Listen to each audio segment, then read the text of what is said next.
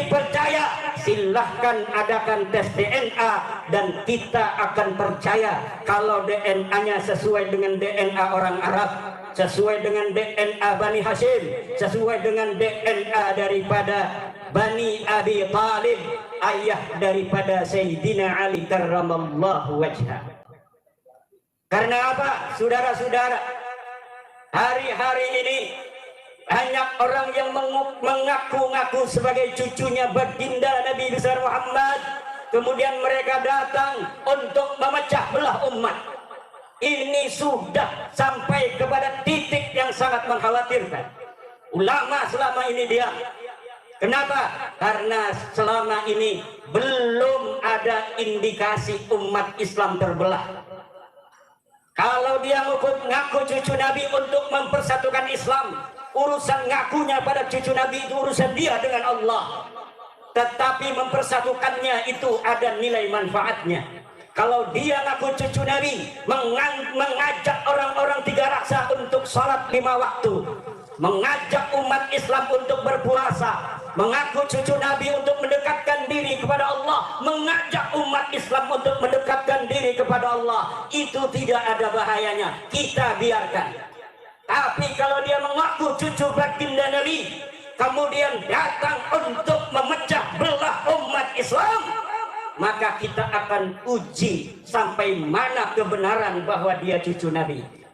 Maka kita akan uji sampai mana kebenaran bahwa dia cucu Nabi, baik secara ilmu nasab, secara silsilah dari kitab-kitab abad ke-5, abad ke-6, abad ke-7, abad ke-8, abad ke-9 Hijriah.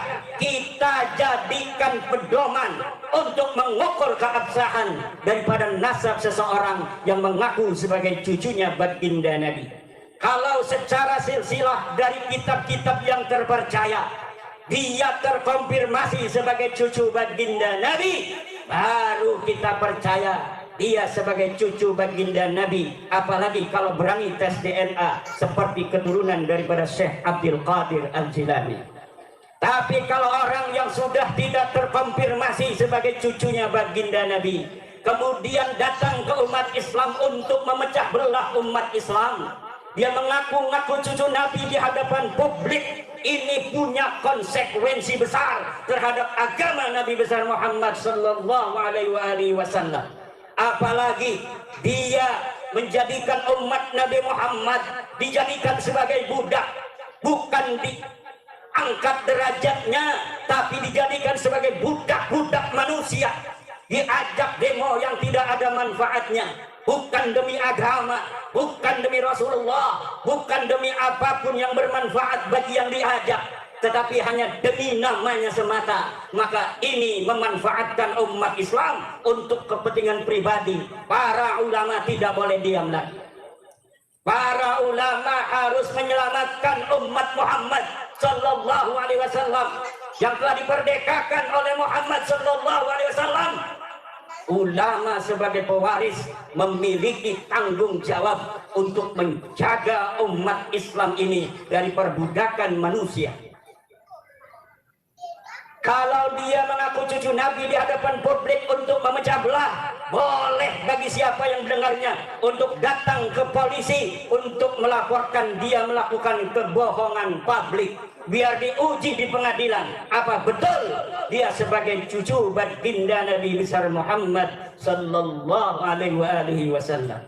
Tapi kalau dia hanya mengaku cucu Nabi, mengajak orang untuk sholat, mengajak orang untuk puasa, mengajak orang untuk bersatu, mengajak orang untuk memuliakan ulama, maka kita biarkan. Tapi kalau indikasinya sudah mau memecah umat Islam, apalagi memecah belah antar suku, memecah belah bangsa Indonesia yang dari Sabang sampai Merauke sudah 70 tahun merdeka, di dalam suka dan duka kita bisa membawa Indonesia sampai hari ini. Tidak ada perang saudara, kalaupun ada kecil sekali frekuensinya. Namun sekarang ada upaya-upaya untuk mengadu domba antara umat Islam dengan umat Islam lainnya, memecah belah antara satu umat Islam dengan kelompok umat Islam lainnya.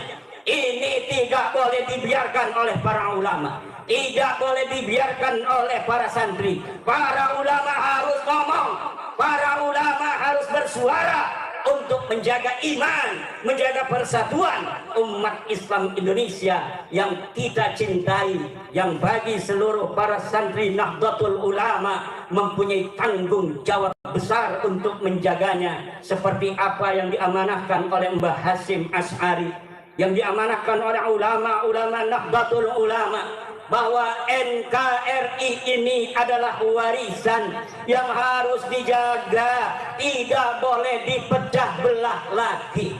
Tidak boleh ada upaya untuk memecah belah antar umat Islam. Tidak boleh ada upaya untuk menjauhkan para kaum muslimin dari ulama.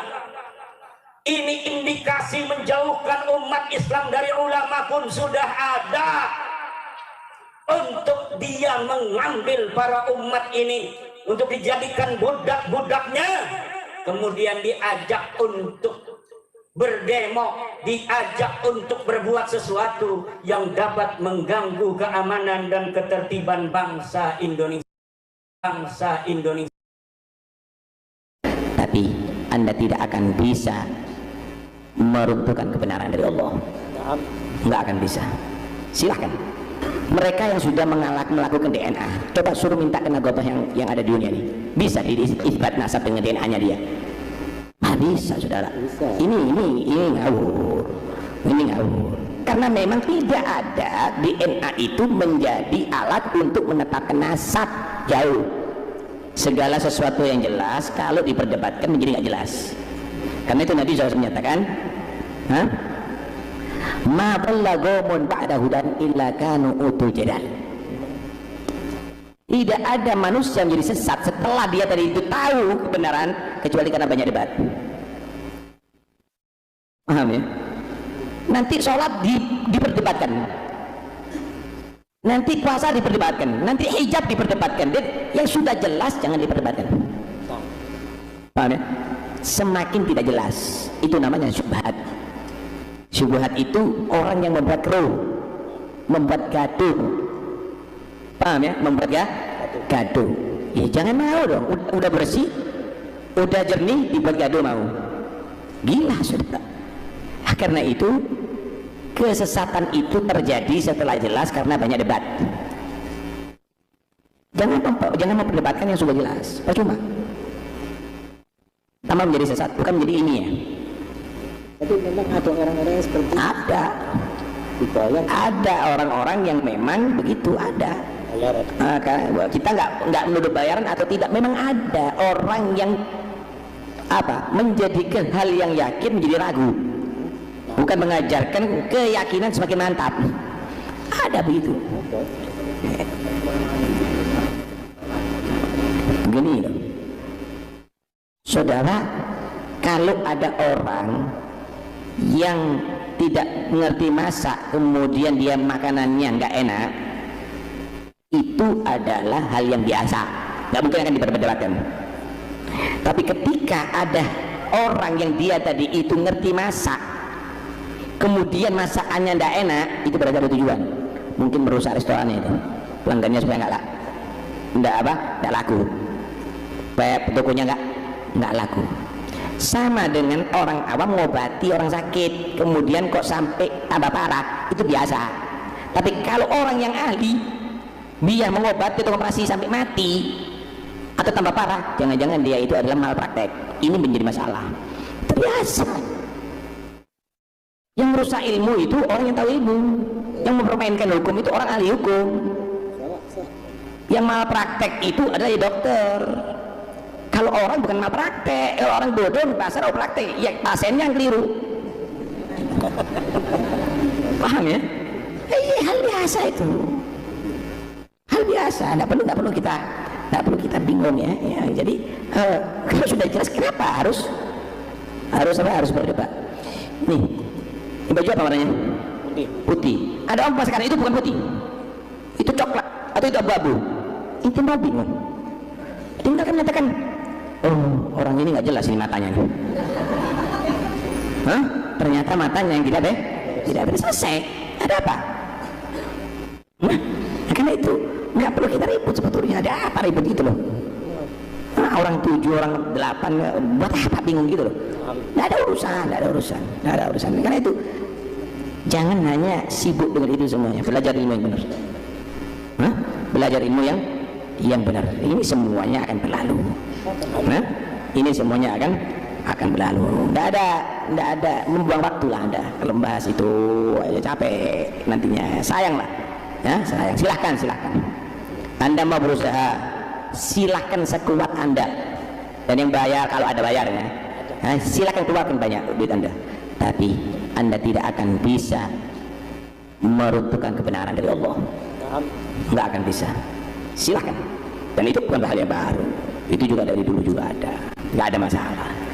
Biasa lah itu. Biasa. Saudara, kasih tahu ya.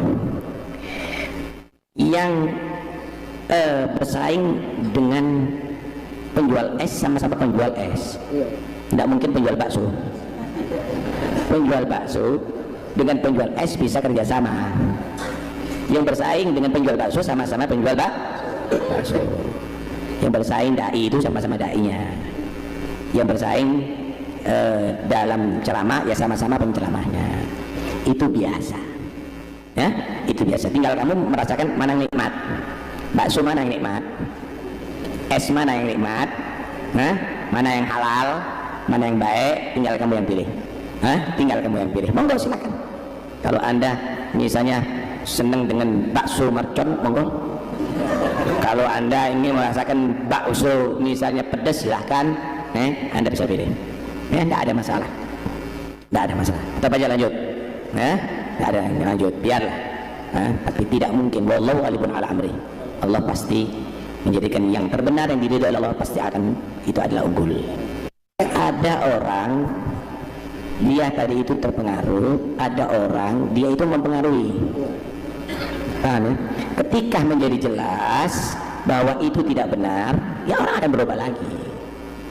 Orang akan berubah lagi. Udahlah, biasa aja. Biar nanti orang akan tahu dengan sendirinya.